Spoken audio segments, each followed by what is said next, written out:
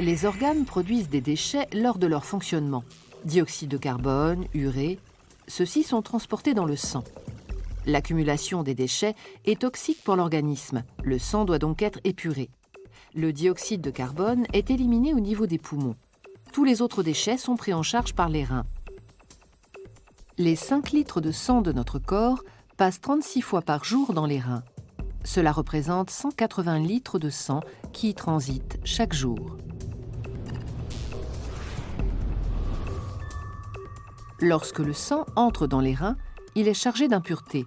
Celles-ci sont d'abord filtrées avant d'être évacuées dans l'urine.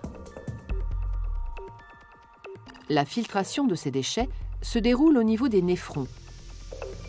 Ce sont de toutes petites unités de filtration présentes à plus d'1 million d'exemplaires dans les reins. Leur fonctionnement aboutit à la formation de l'urine. L'urine contient donc les déchets du sang, mais aussi et surtout de l'eau. Elle représente 95% de son volume.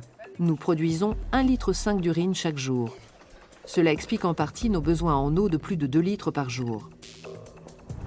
L'urine quitte les reins par les uretères pour atteindre la vessie où elle est stockée.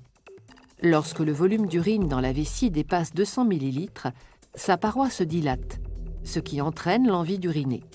Le relâchement de certains muscles permet alors à l'urine de s'écouler dans un conduit appelé urètre et de s'évacuer à l'extérieur de l'organisme.